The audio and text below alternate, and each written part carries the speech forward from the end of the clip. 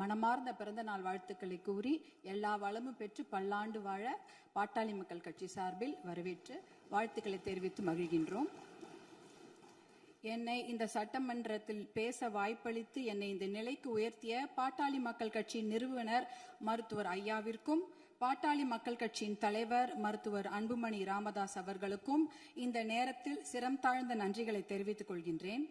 என்றுமே அயராது பாடுபட்டு களப்பணி ஆற்றிக் கொண்டிருக்கும் பாட்டாளி மக்கள் கட்சியின் அடிப்படை தொண்டர்களுக்கும் அனைத்து நிலை நிர்வாகிகளுக்கும் என் நெஞ்சார்ந்த நன்றிகள்.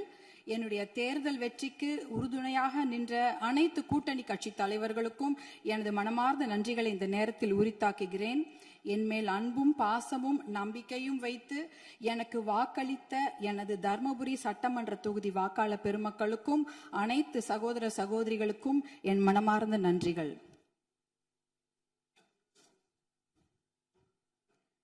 மாண்புமிகு பேரவைத் தலைவர் அவர்களே, ஒரு அறையை எதை கொண்டு வேண்டுமானாலும் நிரப்பலாம். ஒரு அறையில ஒரு பருத்தி மூட்டையை கொண்டு அடுக்கினாலும் அது நிரம்பிவிடும். இல்ல அதே அறையில ஒரு என்ன சொல்றது, ஒரு வைக்கோல் போரை வைத்தாலும் அது நிரம்பிவிடும். ஆனால் அந்த ஒரு அறையில ஒரு மெழுகுவத்தி ஏத்தி வச்சா, ஒரு விளக்கு ஏத்தி வச்சா அந்த விளக்குடைய ஒளி அந்த அறையே நிரப்பிவிடும். அப்படிப்பட்ட ஒரு நிகழ்ச்சியை தான் நான் மாண்புமிகு ஆளுநர் அவர்கள் உரையில நான் பார்த்தேன். ஏனென்றால் அந்த உரையில் ஒரே ஒரு வாக்கியம், சமூக நீதி கணக்கெடுப்பு நடத்தப்படும் என்ற அந்த ஒரு வாக்கியம் இந்த சட்டப்பேரவை மட்டும் ஒளிபர செய்யவில்லை, தமிழ்நாடு மக்களின் அனைத்து இல்லங்களிலும் அது பிரகாசத்தையும் வெளிச்சத்தையும் ஒளியையும் கொண்டு நிரப்பியது.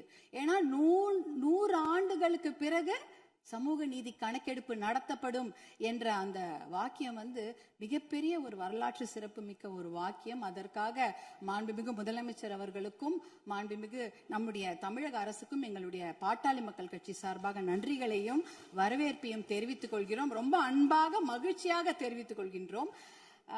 ஏனென்றால் பாட்டாளி மக்கள் கட்சியின் கொள்கைகளே அதை ஒருங்கிணைக்கிற ஒரு மையப்புள்ளி அப்படின்னா அது சமூக நீதி தான். அந்த சமூக நீதியை நிலைநாட்ட இந்த சமூக நீதி கணக்கெடுப்பு நடத்தப்படுவதால் கண்டிப்பாக எல்லா இல்லங்களுக்கும் தமிழ்நாட்டின் மக்களுடைய அனைத்து நலத்திட்டங்களும் போய் சேரும் என்பதில் எந்த ஐயமும் இல்லை. அதற்காக எங்களுடைய மகிழ்ச்சியை தெரிவித்துக் கொள்கின்றோம். மாண்புமிகு மேதக ஆளுநர் அவர்களின் உரையில வேளாண் பெருமக்கள் அப்படின்ற வார்த்தையை சொல்லியிருந்தாங்க. வேளாண் பெருமக்கள் என்ற வார்த்தை எவ்வளவு அழகான வார்த்தை. ஆனால் பாட்டாளி மக்கள் கட்சியில நாங்க வேளாண் பெருமக்களை கடவுளா தான் நாங்க பார்ப்போம். அவர்கள் நமக்கு உணவளிக்கும் கடவுள்களாக தான் நாங்க அவங்கள பார்க்கிறோம்.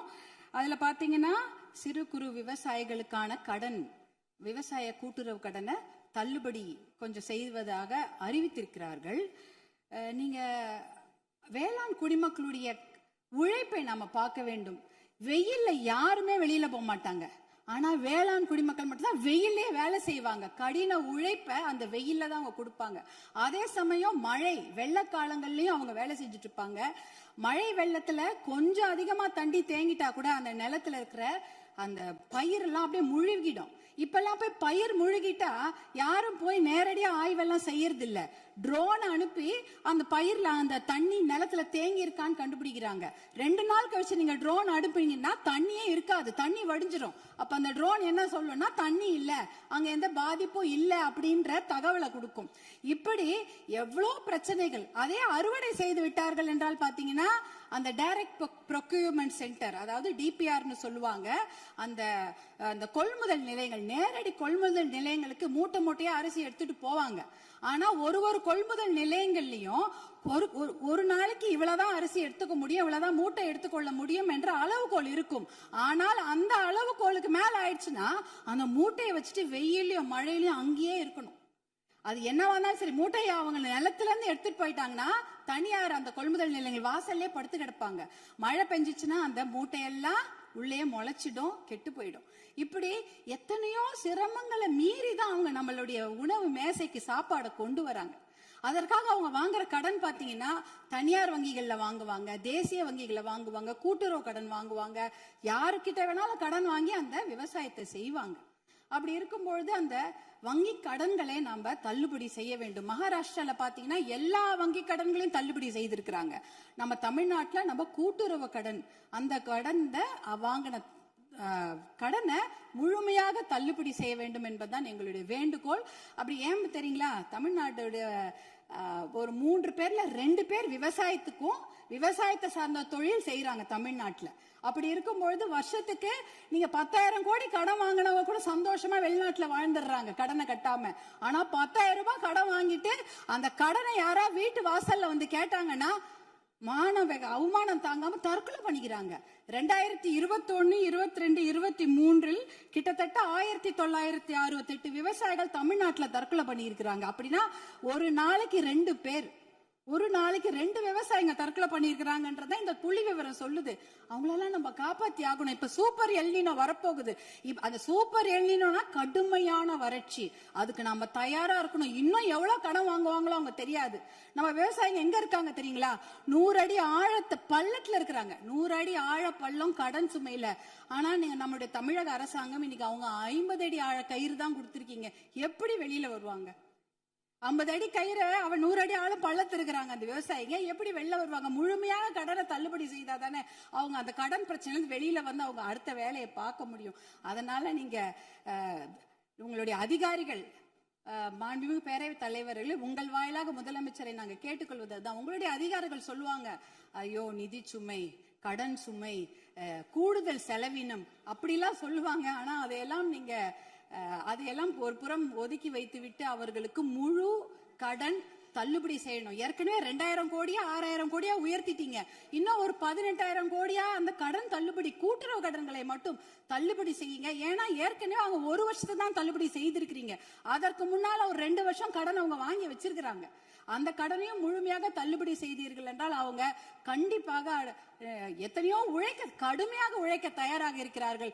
அவங்களுக்கு அந்த ஒரு ரெஸ்பெக்டை நம்ம கொடுக்கணும், அவங்களுக்கு அந்த நிவாரணத்தை நாம் தர வேண்டும் என்று உங்களை எல்லாம் நாங்க அன்போடு கேட்டுக்கொள்கின்றேன்.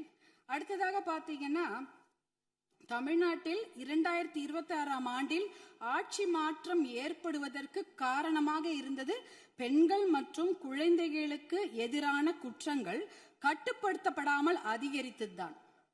ஆனால் ஆட்சி மாற்றம் ஏற்பட்ட பிறகும் அதே நிலை தொடர அனுமதிக்க கூடாது. பொறுத்தது போதும், நம்ம இனிமேல் பொங்கித்தான் எழ வேண்டும்.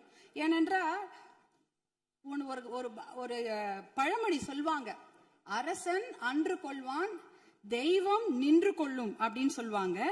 இன்னைக்கு நம்ம குழந்தைங்க மேல கைய வச்சவங்கள நம்ம சும்மா விடக்கூடாது. நம் பெண்கள் மேல் கை வைத்தவர்கள் சும்மா விடவே கூடாது. இதுக்கு மேல நம்ம பொறுமையா இருக்கிறதுல அர்த்தமே கிடையாது. துபாய், அரபு நாடுகள், இல்ல சிங்கப்பூர் போன்ற நாடுகள்ல எல்லாம் இப்படிப்பட்ட கொடுமையான குற்றங்களை செய்தவர்களுக்கு உடனடியாக சட்டப்படி மரண தண்டனை கொடுக்கிறார்கள்.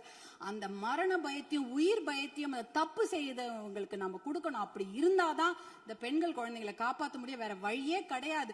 ஏன்னா அவங்க நினைச்சிட்டு இருக்கிறாங்க, இன்னும் ஒரு 5 வருஷம் பொறுமையா கேஸ் ஆடிக்கிட்டே போலாம், பொறுமையா வெளில வந்துடலாம், இந்த கோர்ட் இல்லைன்னா அந்த கோர்ட், அந்த கோர்ட் இல்லைன்னா அதுக்கு மேல கோர்ட்னு போய் அவர்கள் வெளியில வந்து விடுவார்கள் என்ற தைரியத்துலதான் இவ்வளவு பெரிய தவறுகளை செய்கிறார்கள். அவர்களுக்கு அந்த உயிர் பயத்தை, குழந்தைகள் மேல் கை வைத்தவர்களுக்கும் பெண்கள் மேல் கை வைத்தவர்களும் அந்த உயிர் பயத்தை கொடுத்தாதான் இனிமேல் அந்த தவறை செய்ய மாட்டாங்க. அதுக்காக இனிமேல் நாம பொறுத்தது போதும், பொங்கி எழ வேண்டும் என்று மறுபடியும் நான் உங்களை வேண்டி விரும்பி கேட்டுக்கொள்கின்றேன். அப்புறம் தருமபுரி மாவட்டத்திற்கு ஒரு என்னுடைய கோரிக்கைகள், தருமபுரி காவிரி உபரிநீர் திட்டத்தை உடனடியாக அறிவிக்க வேண்டும். தருமபுரி மாவட்டம் மிகவும் பின்தங்கிய மாவட்டம், ரொம்ப வறட்சியான மாவட்டம். அங்க நாங்க நிலையங்களோ கட்டிடங்கள் எல்லாம் கேட்கல, குடிக்கிறதுக்கு தண்ணி கேட்கிறோம். ஒரு ஆளுக்கு ஒரு குடம் தண்ணி கூட கிடையாது. ஒரு ஆளுக்கு ஒரு குடம் தண்ணி கூட கிடையாது. தருமபுரி மாவட்டத்துல 2 பெரிய ஆறு ஓடுது. காவிரி ஆறு ஓடுகிறது, தென்பெண்ணை ஆறு ஓடுகிறது. ஆனா அதுல இருந்து தண்ணி அவங்களால குடிக்க முடியாது. ஏன்னா அந்த தண்ணி அவங்க வீட்டுக்கு வராது, பார்க்க தான் முடியும். நேரம் பார்ப்பாங்க, ஆறு எதிர்க்க ஓடும், தண்ணி வீட்டுக்கு வராது. இப்படிதான் அதனோட நிலைமை. அந்த தர்மபுரி காவிரி உபரிநீர் திட்டத்தை செயல்படுத்தினாங்கன்னா கண்டிப்பாக தண்ணி வந்து அவங்களுடைய ஏரி குளங்களை நிரம்பிவிடும், எத்தனையோ குடும்பங்கள் பிழைத்து விடும். அது அந்த திட்டத்துக்கு நீங்க புளோரோசிஸ் கூட, புளோரைடு கூட தர்மபுரி மாவட்டத்துல இருக்கு. எல்லாருடைய பல்லும் கருப்பு கருப்பா இருக்கும், மஞ்சள் கலரா இருக்கும் தர்மபுரி மாவட்டத்துல மக்கள். அது பாத்தீங்கன்னா அந்த புளோரோசிஸ் என்ற ஒரு தன்மை, அதெல்லாம் குறைக்கணும்னா நல்ல தண்ணியை கொடுங்க. செய்யுங்க. தருமபுரி காவிரி உபர்நீர் திட்டத்தை நீங்கள் செயல்படுத்துமாறு அன்போடு கேட்டுக்கொள்கின்றேன். அடுத்தது தருமபுரியில சிப்காட் தொழிற்பேட்டை அனௌன்ஸ் பண்ணி 18 வருஷம் ஆச்சு. 2 முறை அதுக்கு திறப்பு விழா பண்ணியாச்சு. ஆனா கூடுதல் நிதி ஒதுக்கீடு செய்ய வேண்டும். அந்த இடத்துல 2 நிமிஷம் கூடுதல் நிதி ஒதுக்கீடு செய்து தருமபுரி மாவட்டத்திற்கு அந்த சிப்காட்டை உயிர் கொடுக்கணும். ஏன்னா தருமபுரி மாவட்டத்துல 3 லட்சம் இளைஞர்கள், 3 லட்சம் குடும்ப தலைவர்கள் புலம்பெயர்ந்து மற்ற ஊருக்கு போய் பழைச்சிட்டு இருக்கிறாங்க. அவங்க குடும்பத்தோட சேர்ந்து வாழறதுக்கு நீங்க வழிவகை செய்யணும். கூடுதல் நிதி ஒதுக்கீடு செய்து அந்த சிப்காட்டுக்கு உயிர் கொடுக்க வேண்டும் என்று கேட்டுக்கொள்கின்றேன். அடுத்தது பாத்தீங்கன்னா தர்மபுரி மொரப்பூர் ரயில்வே திட்டம். சென்னையில இருந்து எல்லாரும் அவங்க ஊர் தலைநகருக்கும் மாவட்ட தலைநகருக்கு ட்ரெயின்ல போலாம். ஆனா எங்க ஊருக்கு மட்டும் போகவே முடியாது ட்ரெயின்ல. தர்மபுரிக்கு சென்னைக்கும் ட்ரெயின் கனெக்ஷன் கிடையாது. அதுனா மொரப்பூர்ல ஒரு பெரிய பிட்டு உடைஞ்சு போயிருக்குது. அதுக்காக பாட்டாளி மக்கள் கட்சி நாடாளுமன்ற உறுப்பினர்கள் 2004 இருந்து போராட்டம் பண்ணி 2019 அந்த திட்டத்துக்கு அனுமதி வாங்கி ஃபண்டும் வாங்கி கொடுத்துட்டாங்க. ஆனா நிலத்தை வாங்கி கொடுப்பதில் கொஞ்சம் நிறைய சிக்கல்கள் இருக்கு. 50% நிலம் மட்டும்தான் அதுக்கு ஒதுக்கீடு செய்திருக்கிறாங்க. அந்த திட்டத்தை விரைவாக செயல்படுத்த வேண்டும். அதற்கு நீங்கள் சிறப்பு கவனம் தமிழக அரசாங்கம் செய்ய வேண்டும் என்று உங்களை அன்போடு கேட்டுக்கொள்கின்றேன். வருமானம் இல்லைன்னு நம்ம சொல்லிட்டு இருக்கிறோம். ஆனால் நிறைய நல்ல திட்டங்கள் இருக்கிறது. அதாவது பாலிசி டிசிஷன்ஸ் பண்ணாலே அந்த வருமானம் தேவை கிடையாது. இப்ப இளைஞர்களுக்கு வேலை வாய்ப்பு 75% நீங்கள் உறுதி செய்து விட்டீர்கள் தனியார் துறையில அப்படின்னு சொன்னீங்கன்னா, தனியார் துறையா அவங்களுக்கு வேலையை கொடுப்பாங்க. தமிழ்நாட்டு இளைஞர்களுக்கு வேலை கொடுக்கப்படும். இப்ப வேலையில்லா திண்டாட்டம் அதுவே குறைஞ்சிடும். அதே போல மாவட்டங்கள் அதிகமாக இருக்கிறது தமிழ்நாட்டுல. அதாவது அதை நம்ம மாவட்டங்களை பிரித்தால் ஒரு கொஞ்சமாக நிதி சுமை தான். ஆனா மாவட்டம் மிகப்பெரிய வளர்ச்சியை பெற்றுவிடும். அதே போல பில்ஃபரேஜ குறைக்கிறோம்ட்டு கவர்னருடைய மேதக ஆளுநர் உரையில இருந்தது. கனிம வள கொள்ளை தடுத்துட்டா 1.5 லட்சம் கோடி 2 லட்சம் கோடி ரூபாய் நம்மால வருவாய் தமிழ்நாட்டுக்கு கிடைக்கும். அதே போல சேவை உரிமை பெறும் சட்டம் 21 மாநிலங்கள்ல இருக்கிறது. அது பொதுமக்களுடைய நலனுக்காக கொண்டு வரப்பட்டது. அது பாத்தீங்கன்னா அதனால எப்படின்னா எந்த ஒரு விஷயத்துக்காக பொதுமக்கள் அப்ளை பண்றாங்களோ உடனே சேர்ந்துரும், ஒரு பைசா செலவில்லாம. சேவை உரிமை சட்டம், லோக ஆயுக்தாவை பலப்படுத்த வேண்டும். இப்படி போன்ற பில்ஃபரேஜ்களை தடுத்தாலே தமிழ்நாட்டுக்கு வருவாய் ஏற்பட்டுவிடும். பாலிசி டிசிஷன்ஸ் பண்ணும்பொழுது எந்த ஒரு நிதி சுமையும் கிடையாது.